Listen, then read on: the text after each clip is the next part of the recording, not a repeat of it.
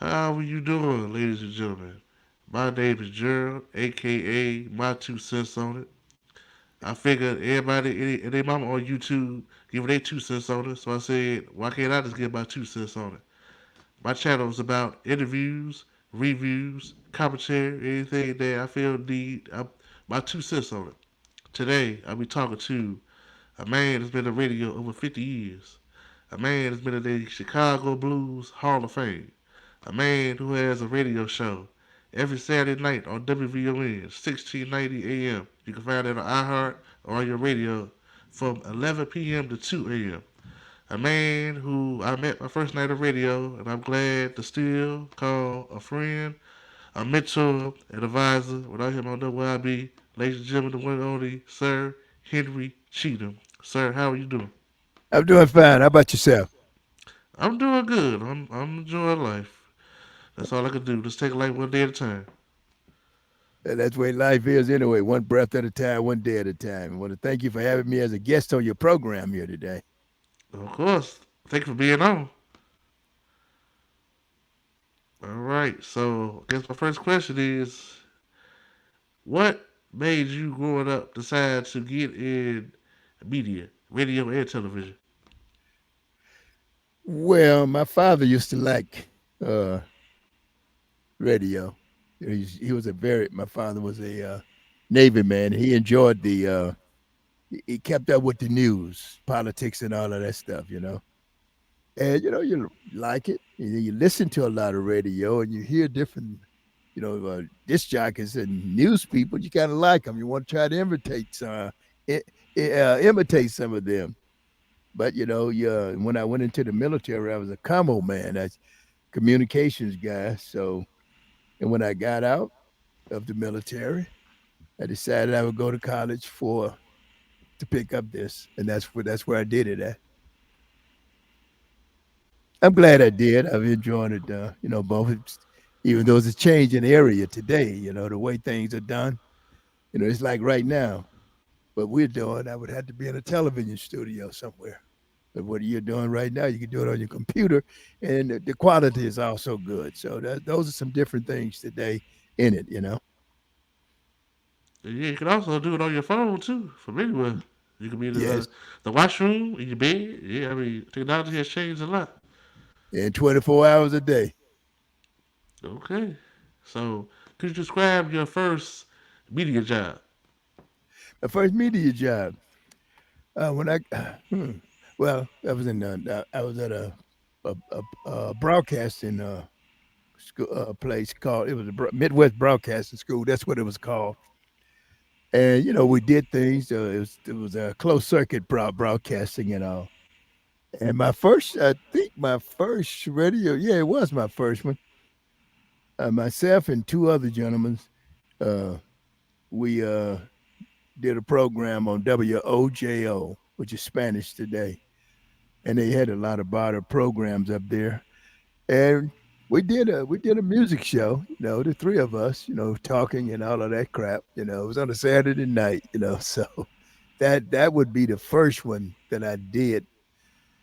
And and then I went to college and graduated from college, got my bachelor's from Columbia College here in Chicago.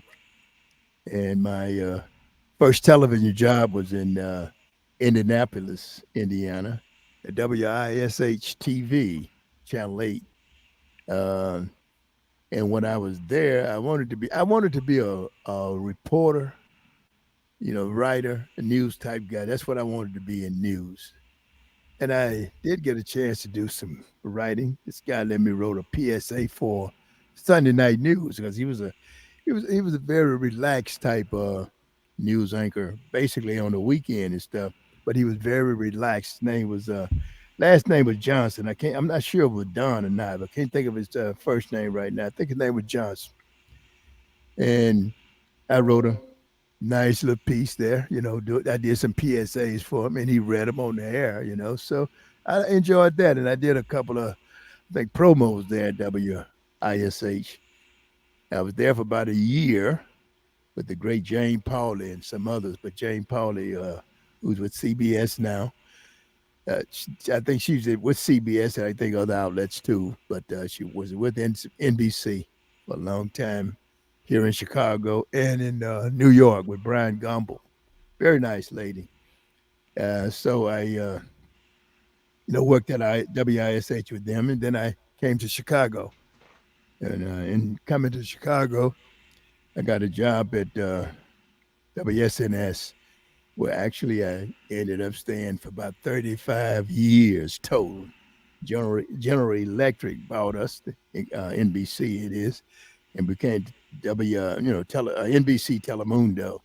So that's how I got it back to Chicago. A lot of times you have to go to another little market, and you go to, especially in radio, television too. If you're on air talent, you have to jump around a little bit.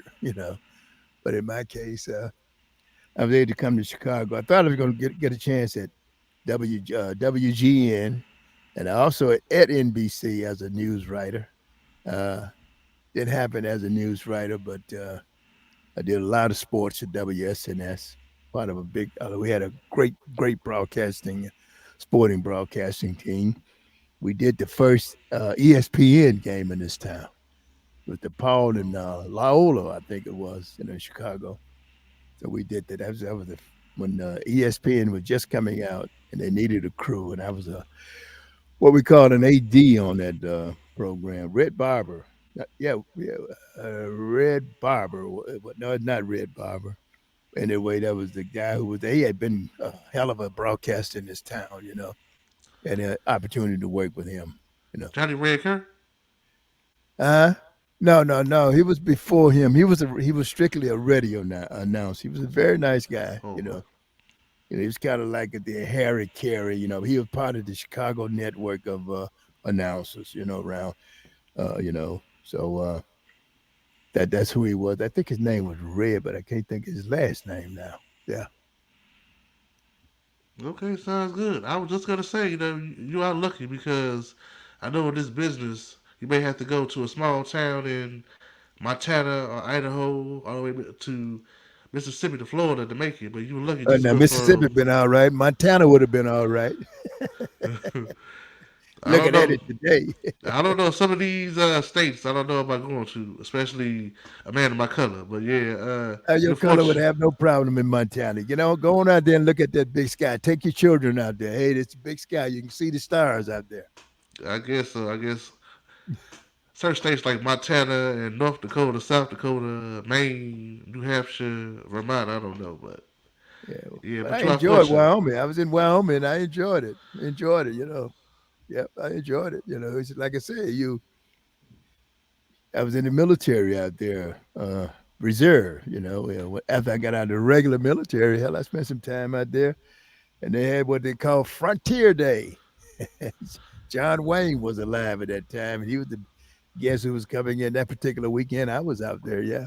But yeah, you find it uh, when you go to those towns with the Dakotas. You find a lot of what you may call the people refer to as Native American, which I'm a Native American. That's why I'm kind of reluctant when I use that term because I bet that's the only place I'm native to this country.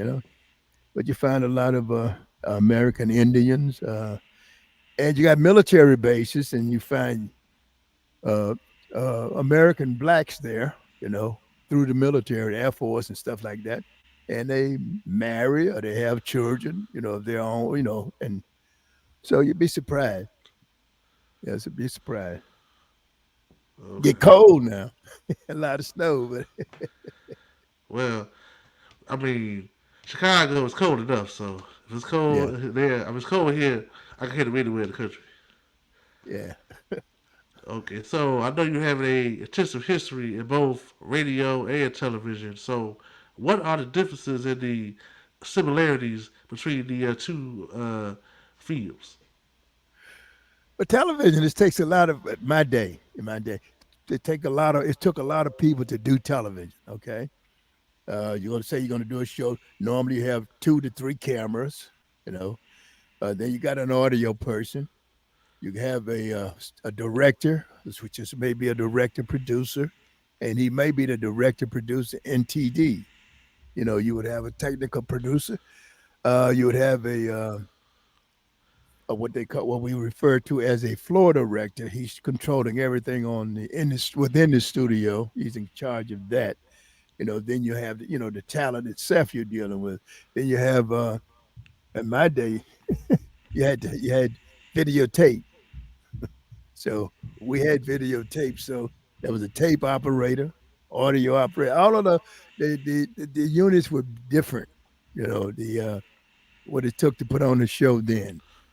That same show today, you got robotic cameras. You got one or two people in the control room. Just a totally different day. In fact, when I was in television, speaking of it, we had to. The news was shot on 16 millimeter stuff. Okay, Mm-hmm. guys would shoot it on film for the 5 o'clock show. They had to get back at a certain time so they could process it because most stations had guys who would develop the film. People who developed the film, and Mm-hmm. that film would be ready for whatever the newscast. In most of the time, in that case, you say Walter Cronkite and those guys, it would be ready for the 5 o'clock, 5:30 news, 6:30 out there on the East Coast. So that those are big differences. Mm-hmm. Equipment was bigger, all of that. When I came in, we had 16 millimeter and 35 millimeter video, and 2-inch tape, and we got to transition, and from there, we went through 3/4. Then we went to half-inch videotape. They gotten smaller now, but you still may have 2 or 3 people on it. Working it. You have a reporter, a sound man, and then eventually the sound man, a recorder type person, went away, and everything was put into the camera. So now the cameraman does the shooting. A lady does the shooting, and everything is right there now. So it's a transitional period that we went through. We went from, as I say, analog to digital, which is a totally different horse. Digital Mm-hmm. to analog, you can create some things. Digital is either there or it's not. That kind of stuff.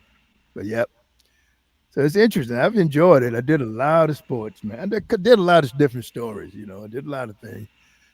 I produced some shows. I produced my own television shows here, Chicago Access Television. I did a television series there for about 13, 14 years. I'm not sure the exact number. Had some great stuff on there too. A lot of great guests, and a very, I would say, a very good show. Very good show. You know. 14 years, I would think so. Huh? 14 years, I would think so. Yeah. If it wasn't, Yeah. it'd be gone by then. So yeah, I would say so. Yeah, I still do. I still do occasional shows over there, because it's a great place to do television. Even though the crew is a volunteer crew, but normally you can get a crew, and they over at Can TV they got about five, I don't know, 5 or 6 cameras you can have access to. The whole studio, you got to get it done within 3 hours. So I Mm-hmm. always kind of kept mine tight and compact because you can't do everything you could in a commercial studio because you don't have the staff.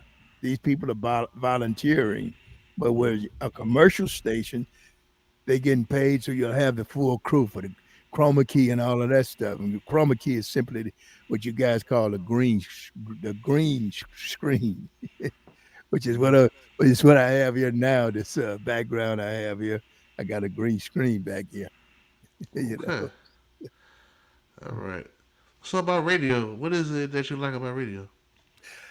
In fact, radio was my first love when I was in college, and we were in the hallway talking, a bunch of us, and so many of us we were geared for radio, and one of our classmates said, some of us need to be in television, and it made all. When I thought about it, it made all the sense in the world. I said, yeah, his name was uh, doggone it, don't let me forget his name now, but it'll come back to me. uh, Span was his last name. Doggone it, what? Tom Span. That's his name. Tom Span. God bless him. He has passed on. But he made the statement. Tom Span made the statement that hey, some of us need to be in television. And I just thought about it, and I said, yeah, he's right. And so, television is the course that I chose. I mean, I was still doing radio there. We had a closed circuit radio station, and Mm-hmm. I did it there through that process. But hey, television, you learn it, you get into it, you learn it, and you Mm-hmm. move on from there. So that was how I got into, got away from just being radio. Because writing is a thing I always enjoyed. As I said, I wanted to get into news. That's why I got into this business, and I got into television. I went to get my degree and all, is because I wanted a portable skill. I can go anywhere in the world and do a camera.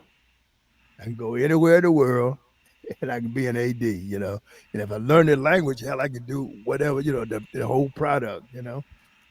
I was good at lighting because we had to learn lighting in college. Lighting is a very important thing. Your light, your project, it looks good. It may sound like crap, but at least it looks good. And Mm-hmm. people say, oh, yeah, let me get back to it, check it out, that kind of stuff. And you learn the whole process, set dressing, what kind of set do you want? This is all television. I know you asked me about radio. And radio was a more personable thing. One person, can do it. But radio was very elaborate too. Hell, you had to have an engineer to do radio back in the day. You know, you had a guy on air. You would have some of them would have producers. Just some of the jocks would have that. Then you would have a program director telling you what to do and all that stuff. And but a lot of on air announcers back in the day, they were independent enough to pick their own music. And that's one thing I like about the show that I do. I'm independent enough to pick my own music. I know this music, I know the music, and I'm able to do it. I know the artists. I know the good ones, the bad ones, or what have you. Good artists. Guys who really had a reputation and stuff that did a lot of stuff. So that's the whole concept of my show, classic blues and R&B, is to keep the American culture musically going.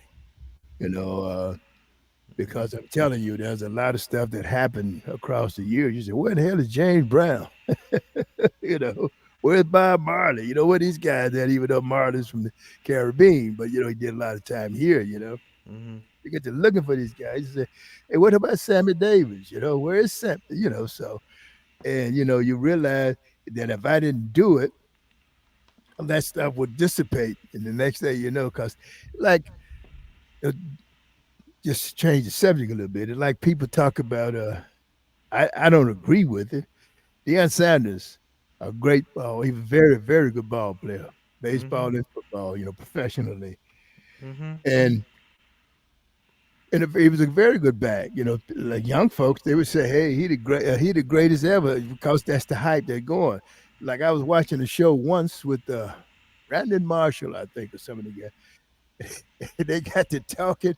They got to talk about Darnold, the boy that played with Los Angeles.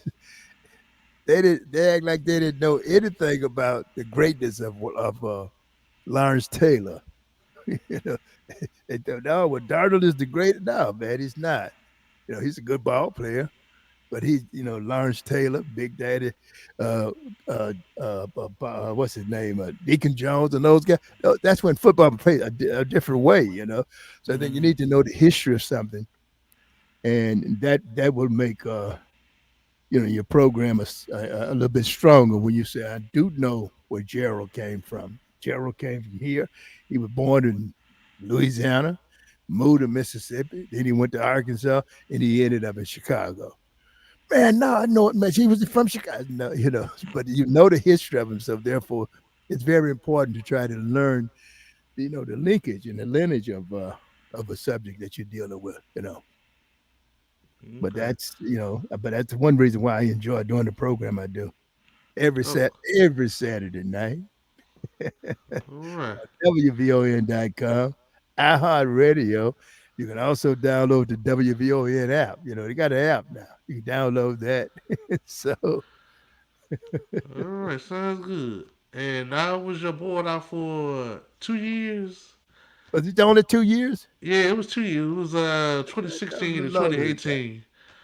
I was doing good. I was doing good as your boy now, but then when I had my son, I ended up having help for him. But then I had got tired towards the end of some of your shows, so I was thankful they gave me the Sunday afternoon shift, so I was able to do better with my sleep.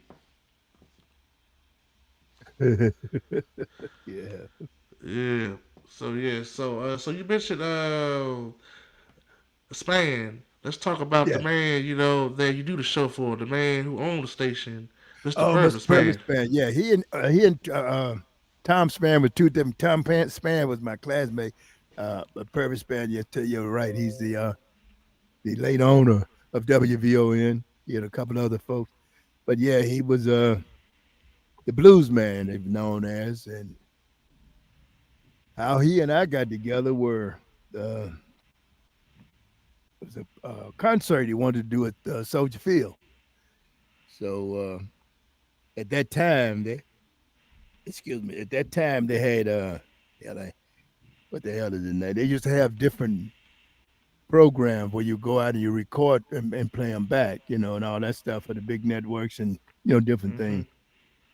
Don Kirshner had he had one of the bigger show, bigger television programs on there because we covered a lot of stuff. At that time, we had the places that don't exist today, the amphitheater, a lot of places like that. But I met Span when he was going to do this concert in Soldier Field. James Brown, Aretha Frank, just a whole bunch of them, right? So I got together with some of the guys and I said, "Hey, look here." I say, this guy's gonna do this thing at Soldier Field. I said, I'm gonna reach out to her. And I got together a crew. I said, you want to? He said, yeah. And I knew I was getting him at a discount. I said, Mm-hmm. yeah. So and I had a remote truck and everything. I said, okay. And so that's how I met him. I went and talked to him. I said, look, I said, you're gonna do this show. I say, how about letting us, record it? We record it for you. We take it, record it, do what you do, just like Don Kirshner, because he knew about that. Mm-hmm. And he said, okay. And we got to talking and and I got to telling him the price, that was going to cost a few dollars. He didn't want to spend that money. So I said, look here. I said, this is what it's going to cost. I said, this is what you're getting. I think we had about 4 cameras, minicam, it's all of the stuff. We had to, unless we had to get different the screens and all that stuff had to be got. But there was money involved, in doing that. And it's just like Taylor Swift and all those guys, Beyonce running around now, people recording that. And they Mm-hmm. put it over to the theaters now. They doing another, and that was the same thing because it was very big at the time. The doors and all of them come through. They go to the amphitheater, and we record that. We go up to what the hell? A couple of places up north there, the Riviera or something. I think it was, but I can't remember all these places. It has been a while because they've torn them down, man. The amphitheater no longer exists. They want to get something modern. It's like Chicago Stadium, but he got to tear that down to get some. And the only thing I say about some of them, television wide, as far as setting up for them, it's a little different, a little difficult. Now all you do is just plug in. Everything is wired for television. Because then a lot of that stuff, they were using film. You go and set up your 16 millimeter, whatever you could afford at the time, and you record the boxing and all that stuff. Mm-hmm. Uh, but anyway, it ended up I didn't do it. We didn't. I had to let the crew go, and I told him. I said, "Look here. Every time he would come back, he wanted to give me another dollar." I said, "No, it's gonna take more than that, Mrs. Man." And so I said, "I tell you what I'm gonna do." I say, on the 15th, I don't know what date it was. I said, "This is what I'm gonna do. Now I'm coming back to see you. You either gonna have the money, say you want to do it, or I'm gonna release the crew." I said, "Cause I'm not gonna be stuck, with $2 or $3,000 for a minicam truck, and all that stuff. And Mm-hmm. people expecting me. No, I'm not going to do that. I said my reputation is that, you know. And so all of a sudden, the deadline that I had set for him came up, and he still didn't budge on it. But that's how we got to be friends. He's an old Mississippi boy. He's from the Delta. I'm from the middle part of Mississippi, Jackson. But anyway, that's how our relationship became. And then he would call me and ask me to come by the station, and, help him, with his music, doing his stuff. He knew what he wanted, but just have me Mm-hmm. come by there. A lot of time he just wanted me by there so he can talk trash, that kind of stuff. Mm-hmm.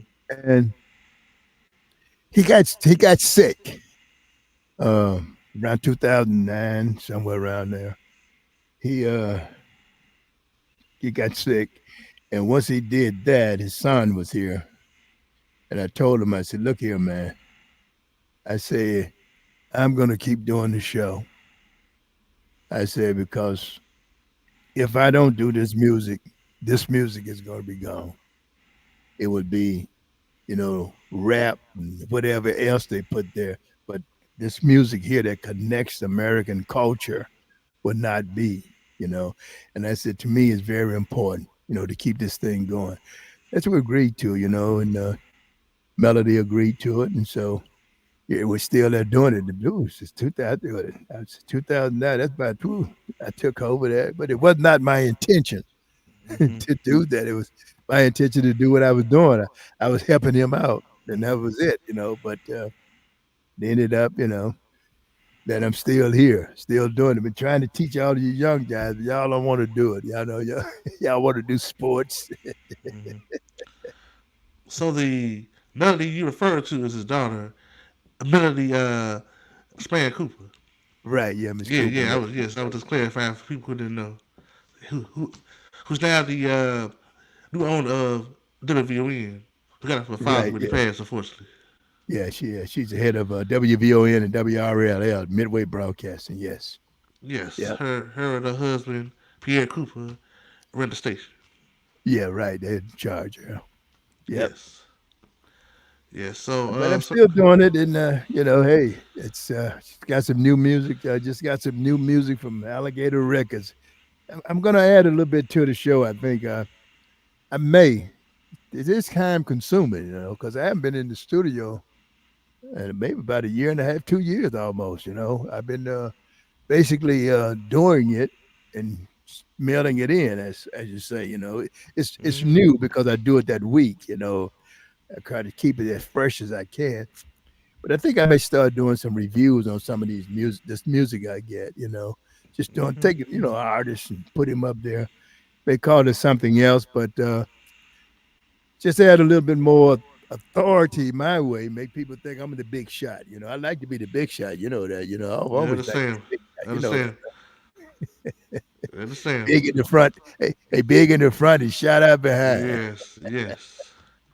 So Yeah. since I was gonna ask you, so since next Thursday you turn the big 80, I mean that is a blessing to be on this Oh earth. yeah. Oh, my Eight birthday coming decades. up. Hell yeah. Is it Thursday? All I know Yeah. is Next October 5th. Thursday the fifth. Yeah. Yeah. Okay. Next All right. Thursday All the right. fifth. Yeah. Yeah. You'll turn 80 and the Bears lose another game on national TV.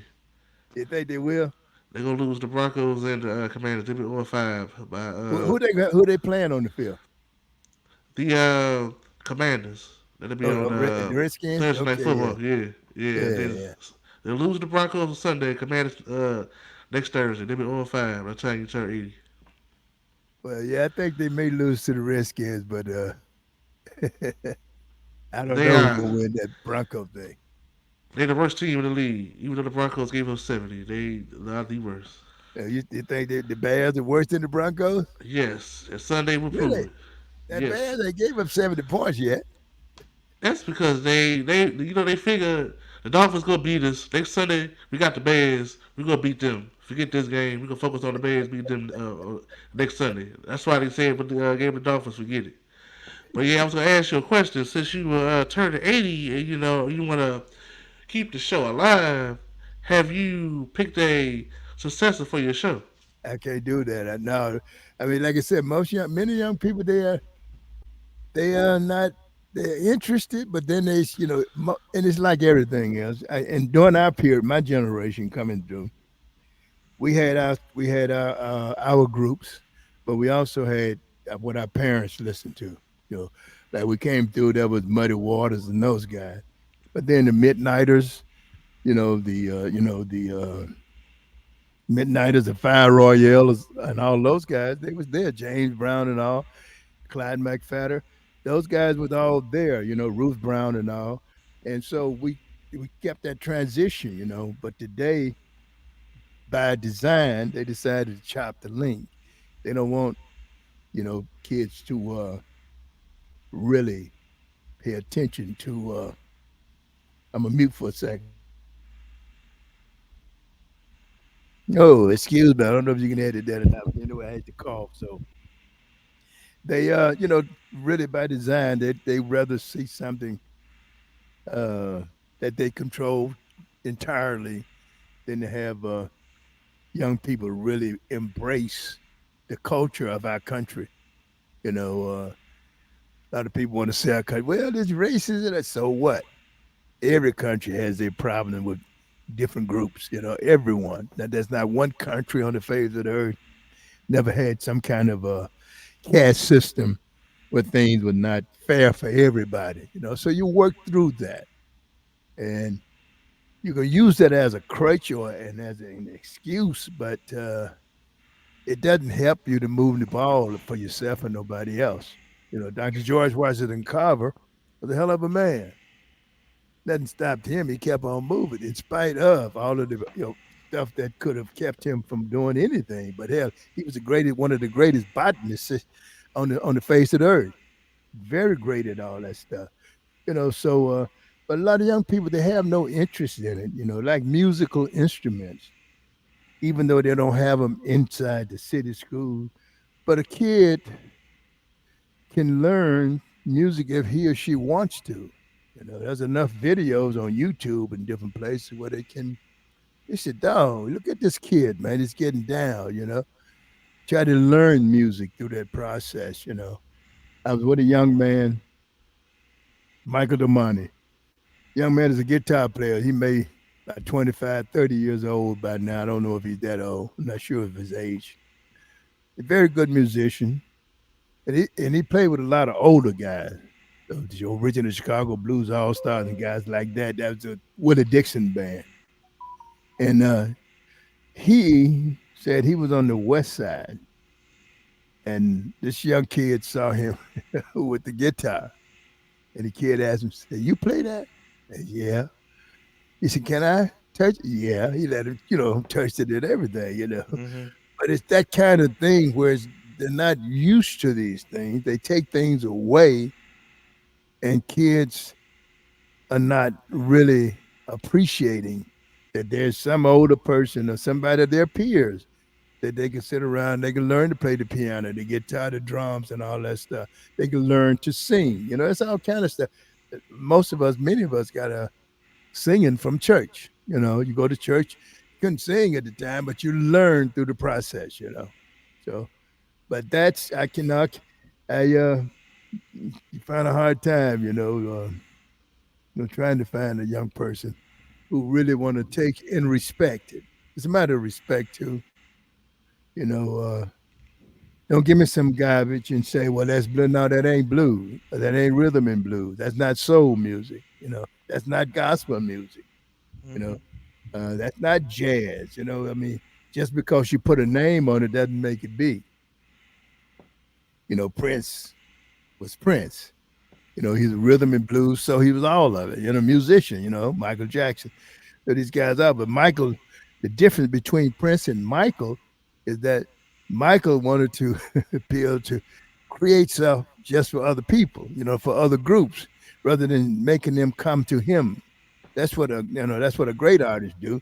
Hey, I'm going to make this music, and you come to me, and you like it, Mm-hmm. but I'm not going to change how I feel about it and how I do music just to please you. That's become commercial at that point.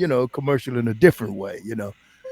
That's a big difference. And I tell people, so, well, Prince, well, Michael wanted, no, he did not. He did not. Prince stuck with what he did. Prince stuck there. And Prince moved his music and stuff, you know. But the bass and soul and all that stuff, you can't beat Purple Rain. You know, you can't beat it. You know, it's just a lot of stuff that Prince did. It was just great music, you know. Very fine musician, you know. So, so your point is when you go, the show will go because you can't find a Yeah, well, now they'll be on successor to the show. YouTube. Go to YouTube. Type my name in. Go to. Okay. Watch Plus, the I old ain't ready to shows. go nowhere. I ain't not ready to go yet. Watch the old shows like I do Judge Mathis. Okay, I understand. Okay, so you work at, of course, WVON. So, any shows besides your own that you listen to that we should be looking out for? Yeah, they had this young lady on by the name of P. Ray called the Black Excellence Hour, and a lot of folks don't like her because she does not come strictly from that Democratic viewpoint. She espouses some Republican values, which are, as far as I'm concerned, are American values. You know, family. And all of that stuff. And a lot of folks have a problem with her because of that. But I have no problem. I don't give a doggone what party you're in. Have some sense. That's what's important to me. Have some dignity. Have some self-respect. You know, you got to have that. And I think too many people allow other folks to put limits on them. And that's a problem with me when I look at American blacks.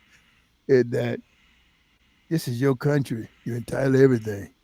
You don't let nobody restrict you. I listen to Salim sometime, Moore Kill. He's on Saturday night. Used to be on an hour. It used to be on right before me. Now it's an hour between he and I. I listen to his program because I respect Salim. Not that I agree with everything that's on his show, because he and I we have some great conversation when we're together. But those are the two that I do listen to most. I don't listen to the morning. I do listen to the 3 o'clock show from time to time. I do listen to that with Darlene Hill. Now used to be with Kimberly. Uh, but yeah, I do listen to different show. But I'm not a religious listener to it. Like I watch CNBC every day. It's on. First thing, like you wake up and you probably go to some sports thing, right? I wake up Yeah. and I watch CNBC because I say, if it's worthwhile, even if it's sports, CNBC will have it. You know what I mean? Mm-hmm. So that's why I turn there. But I don't turn to the sports. First take, what the hell the name of it, undisputed, and all that Yes. stuff. I don't. That's not my first thing to do in the morning. I say, read the Bible from time. Sit there and I may, send up a word to God and ask Him to continue to bless me on this day. Day as I go through, release the Mm-hmm. pain Mm-hmm. and let me move through it, enjoy.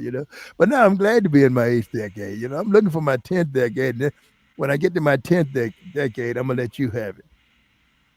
Well, I'm almost 40, so I guess I'm Hey, you got halfway 60 there years. too. I'll be You got 40. 60, Yeah. you got 60 years to get to be 100. Hopefully, it's up to God. Yeah. So you mentioned blacks, who feel who hold themselves back. Let's talk about a guy who was taking it all. Let's talk about Deion Sanders and what he is doing because he is like not only he is reinvigorating college football, he's having blacks believe they can be themselves and be proud and live good. And that's what he's doing. I think Deion is a good role model and a good example of what a black man should be.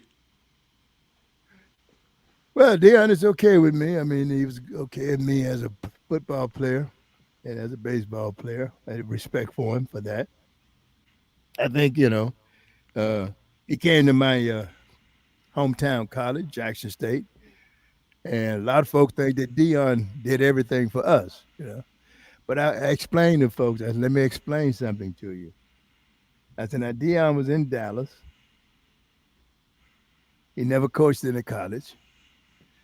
I said he was with the kids, his sons in the school and thing he did. I said what Jackson State did for Dion as much as Dion did for Jackson State. I said Jack, and some people can come to town and like Muhammad Ali, great boxer, great guy. But he also had a megaphone that he used that megaphone to scare the hell out of Wurlitzer and all of him. I mean, he crazy, man, that young punk. And so when Dion came to Jackson, Jackson State has a great history. Great history. Football is what is an educational institution. We got, and the SWAC has always been a great place. You look at the NFL, you find, especially in football, in basketball too, we got some guys. But in football, you look at the NFL and in baseball too. When I look at all this stuff, you find that a hell of a lot of guys in the NFL for Hall of Fame from the SWAC, and the MEAC. Those two conferences produced a lot of great ball players and stuff. But when he came over, okay, he came over, he made a lot of noise, and a lot of good things happened for Jackson, but a lot of good things happened to him. He would not have the job at Colorado if Jackson don't hire him. Understand that Florida State didn't hire him. None of the schools in Florida, and they got a big network now, big system down there in Florida. None of them hired him. And the state of Texas, they got schools galore, high school and colleges out there. None of them hired him, but Jackson State took a chance on him. And when we took a chance on him, and then what he did when he left and went to Colorado, he would not have been able to go to Colorado if Jackson State don't hire him. And that upsets me that people think it was a one-way street. No, no, no, it was not. I said Jerry Jones didn't hire him. And when he got to Jackson, they didn't tell he went for I think they were saying somebody in the interview at TCU. They didn't hire him. So he ended up with this job out in Colorado. I don't think as a man had nothing to do with ethnic pride or anything, because he's not the first guy to go to Colorado. There've been 3 or 4 head coaches at Colorado, black, you know, like the guy of Colorado State. Uh, his mother was black. She passed away now, but she was black, which I don't. I mean, there's a lot of black college. I mean, a lot of black college coaches. He's in the SWAC, MEAC, but when you start talking about, because I hate this term Power Five, HBCUs, because of a history. You have to look at history. These things are not accurate. Somebody created that, and people latches on to it. And I think that's a problem that I have with the American black community, is that you let people program you to say what they want you to say. you know, uh, and no, you don't have to do that. Think for yourself. You have a great, rich history as part of this country, and so, make people respect you for that. But the young folks today don't seem to understand it. That that you have as much right as anybody. Period. You know. But I think Dion, yeah, he's done a good job. And I think what people don't understand is that when he got to Colorado, the Buffalo, you have to look at all of the coaches that he got around him. A lot of those guys, come from, they were head coaches or something that came in. So I don't know what the hell is going on. I'm not a skeptic, period, always, but I do take a look at things because I don't like where college sports are going. I just totally don't like, how some things are. Why in the hell the SEC should have all these teams? Why should the Big Ten? What happened to the Pac-12? I mean, how in the hell all of a sudden you have a tradition and the Pac-12 is down, what, 4 teams or 2 teams? I don't know what the hell they are It's now. 2 teams now. Yeah. How Washington in State, the, Oregon State. That's it. yeah. I said, how in the hell are you going to get down to that? Let that happen when you were the one who had a great history. And that's why you had to appreciate yesterday, man. And I look at this. I mean, I realized SEC, it came out of another conference years ago. When you look at the history of it, it was not always SEC. They broke off and did. But the way it's going now, man, can you imagine how many? What they're gonna have? Just two teams, two conferences? I don't know. I think it's just one, just called They have Everybody more than Conference. one, but they, Everybody Conference. That's what it's gonna be called. Everybody Conference this week. Everybody playing yeah, everybody. you You know, know, it's I talked to my friend and he told me Texas started all this because Texas had their own network, the Longhorn Network, yeah, and they were all about the money, which yeah, forced teams to go to the SEC like Missouri and Texas A&M. That's why they left. That's why Nebraska went to the Big Ten. You know, because it's about the money. So on and so on. That's why the Big East kind of like broke up, and now they in the American East and the ACC.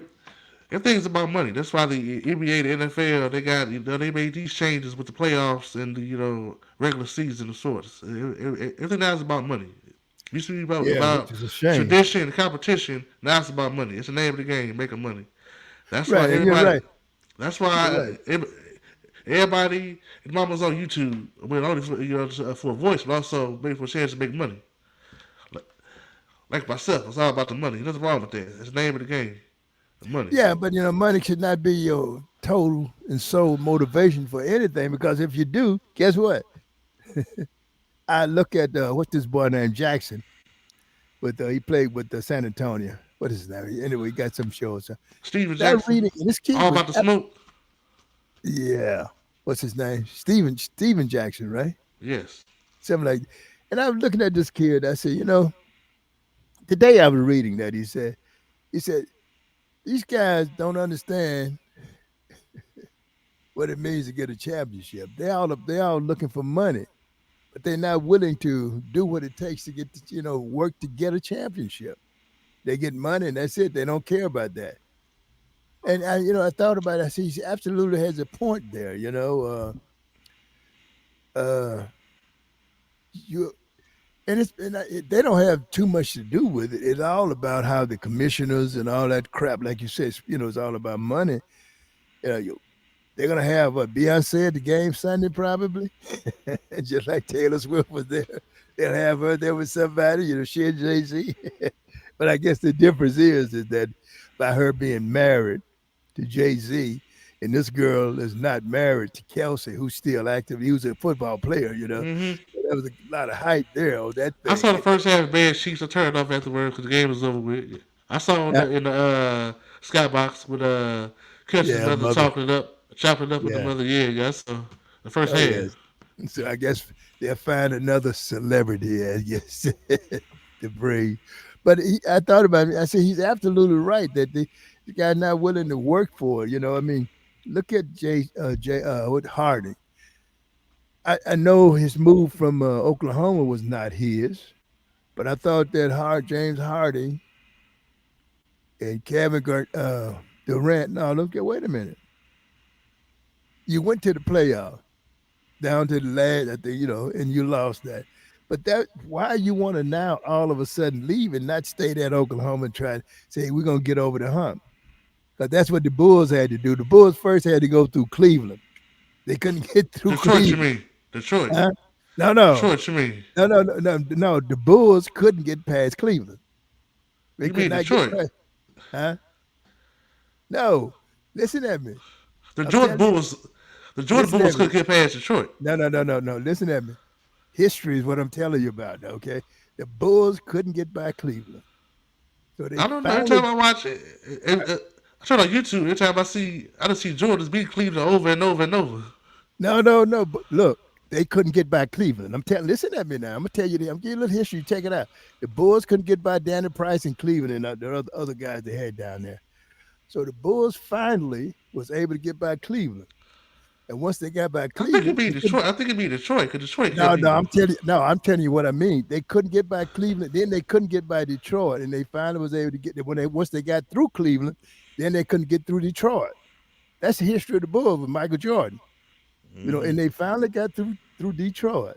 Because Detroit was a hell of a team. I mean, a team. But no, that was the history of. They couldn't get by Cleveland. Hell, they go up there, Cleveland and beat them. Then they finally got back Cleveland. Then Detroit was beating the hell out of. And then they finally broke the ice. But yeah, no, that's that's what I'm saying about history. Check it out, and if I'm wrong, bring me back on what's the name of the lanyard? My two What's cents the name? on it. Stream yard. Yes. Stream at me. Yes. Well, I won't scream. I'll just calmly state my point. See, he comes and say, hey, you're wrong, Sir Henry. I said, Yes. okay. You were So, wrong again. I said, yes. okay. So, like I said at the beginning of the show, you have 50 years of experience in media, radio, and television. What are your tips for somebody trying to break into the radio and television fields? Today, Yes.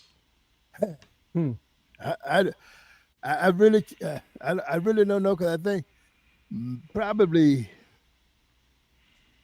the staff, as we would call it, permanent staff, like I don't know if they're doing a lot of hiring of permanent people.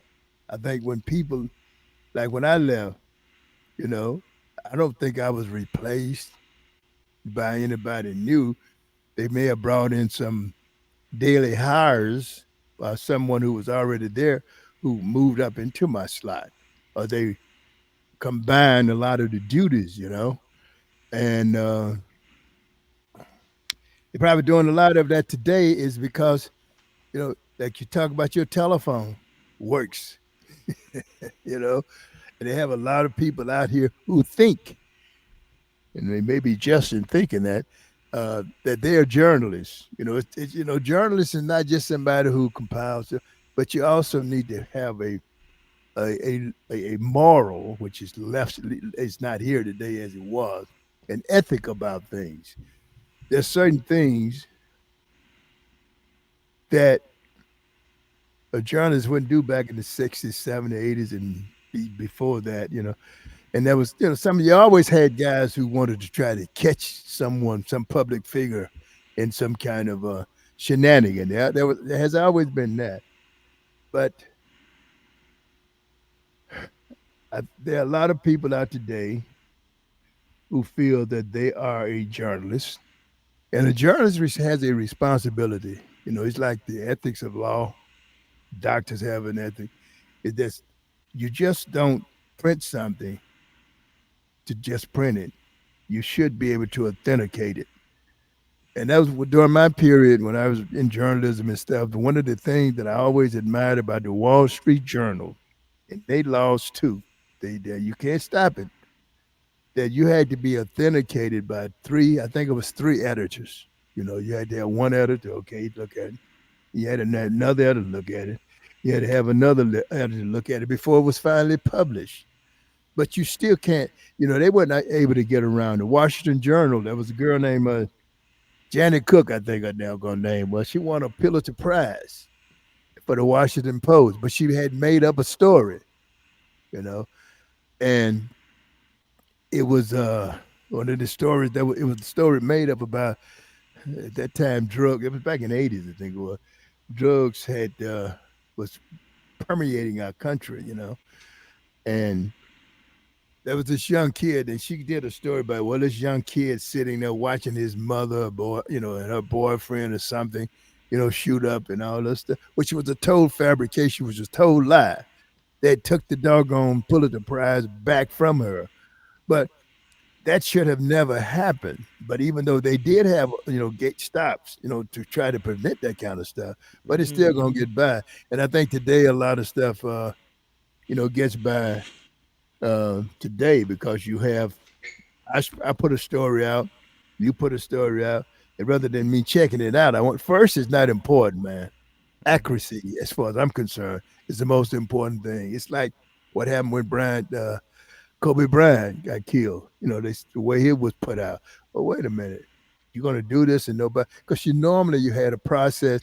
You run into, you get in touch with the family, all of that stuff. Hmm. But I don't know, man. We're wild today, you know. Yeah. But how they get into the business, I really can't say. You can always send your videos or your audio, with a nice cover letter. That's most important. A lot of people are not writing that good today. They just write. Hmm.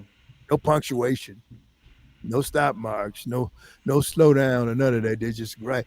It is important to be able to write a concise sentence with clarity. You know, Mm-hmm. if you're going to write a paragraph, make sure you know how to make that paragraph make sense to the person that you're trying to reach. Because at Mm-hmm. that point, okay, oh, this is what he's saying. I don't need to take it, and all of a sudden, I don't know what the hell you're talking about. You know what I'm saying? You Mm-hmm. know, but that's the only way I think you can do it today is you have to try to figure out a way to post stuff. If it's a news organization like NBC or something, you want to try to post it where you can kind of get it to the person you're trying to get it to.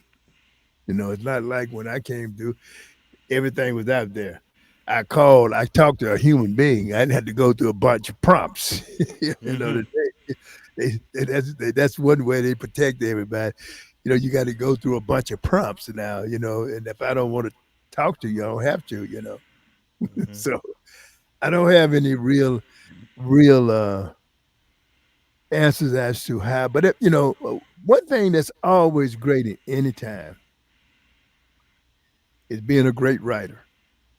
I mean, being a great writer, man, you write a story and you click that, you take that story. But of course, in this day and age, hell, the idiot, the person who's getting it might not be, might not appreciate a good story. You know what I'm saying? Because he's so Mm-hmm. used to hashtags, icons, and stuff like that. So Mm-hmm. I was getting ready to say, you know, if you write a good story and a person who gets it, you know, understand writing and stuff, then that's one way you can always break in. That's always been my way of telling people in the past is that writing is always important, very important. And for television, radio, newspaper, it was always important. Be right, right, right. You know, Mm-hmm. that's the only thing I can say about it. But I really don't have any crystal ball about how they would do today. How you get through that door. I Mm-hmm. I never will forget when I was working at Indianapolis. I was working there, coming home on the weekend, and and they was on the standard. We were on standard time in Indianapolis. They would go from standard time to Eastern time. And then they go back to East Standard Time. I think that no, I think they were no, I think they stayed on Eastern Time. Don't forget, but they had some kind of way they did it, you know. And I would be here on the weekend. So I was working the night shift, the afternoon shift, you know. Mm-hmm. I went over there at that time. NBC was in the merchandise mart. I would go over there, you know, have my resume or what have you. And Mm-hmm. so there, so this one news director, I went there one Monday before I went back to Indianapolis. I forget his name now, but he was cool. He was from Louisiana, you know. I say I would like to see him, and so they went and got him. he came, Mm-hmm. and he tell, I said, "Yeah, Henry Cheatum." So he said, "Yeah." He said, "I told you I get into." I said, "I know it." I said, "But I'm on my way back to Indianapolis now, and I just wanted to find out if anything had changed." He said, "No, nothing has changed yet." You know, but that's what you were able to do at that period. Now it's a different thing. They got walls to keep you from getting to people now. You know, and I think about that sometimes. And when I Yeah. think about it, I always get a laugh out of it because I barged in, as they say. Mm-hmm. I guess the good thing times have changed. Good things that Uh, times have changed. Good thing that sites like oh YouTube, yeah, TikTok, Instagram, where people can all of make that your stuff, living right? to be some of the media without having to break into the mainstream fields. Because I, uh, I apply like twice a year to board out jobs and iHeartRadio and Audacity. And I'll get the same old, same old. I don't Yeah, get the job. We have somebody else, so it does get frustrating. yeah, oh yeah, oh yeah. I'm for sure. Yeah, oh yes, you know. Yeah, Yeah, and also like as well with clicks, with YouTube clicks and sport debate shows and shows on TV like that, like writing has come in a way de-emphasized in a way where to the point of where uh, it used to be. yeah, yeah, yeah. It definitely getting behind that door now. Fort Knox used to be the only hard place. Now they all, you can't get there even when you want to go there and choke somebody because they upset you on your money or something. You can't get to them now. Yes, you are right about that. So Henry, I want to thank you for joining me. I truly appreciate it. I'm honored. I would like to interview you again in the very near future. I want you to enjoy your 80th birthday. 8 decades on this earth again is still a blessing. Most of these Yeah, guys, I'm yeah. sorry to But I cut you would. off. Go ahead. I'm sorry. I'm sorry. Say that again. I missed that. I'm sorry. No, most of these guys don't even live past the age of 21. So for you to make the 80 is a blessing. well, well, I want to make it to 100, and I'll let y'all have it. But All I want to right. thank you very much for reaching out to. What does my 2 cent mean? Why you naming that? Oh, I said, at the start of my show, everybody on YouTube just give their 2 cents on it. So I said, why can't I get my 2 cents on stuff? So now that's what I'm doing. Yeah, yeah, no, that's a good thing. That's a good thing. Like you say, everybody just want to get there. Let me get my 2 cents in. It's just Exactly. it works as much as theirs. All right. So where can people find you on social media? Yeah, yeah, yeah. People, yeah, yeah, they can find me on social media. Classic Blues and RB on Facebook, Twitter at WVON Henry, and at Henry underscore Cheatum. That's on it's Twitter X. What they call X now. And I like for people to subscribe to my YouTube channel at Henry CB 6175. Henry CB 6175. That's exactly what I would like for you to do. And I appreciate it. You know, I want to thank you very much, Daryl, for having me. Thank you for coming on. I truly appreciate it. Yeah, I appreciate that. No problem with you. It's good to see you. At least Same here. you're moving on. Yes. Yeah, Ladies and God bless. gentlemen, Yeah, God bless and keep you and your children, man. thank you. God bless you and your family too. Yeah. All right. Well, thank you very much. The next time you talk to me, I'll be 80. Yes, sir. It is a blessing. Ladies and gentlemen, the one and only Sir Henry Cheatum, Chicago Blues Hall of Famer. Yeah, thank you very much. All And right. you and you take care of yourself, young And man. you too. All right. And Talk to you. all right, that was my 2 cents on it.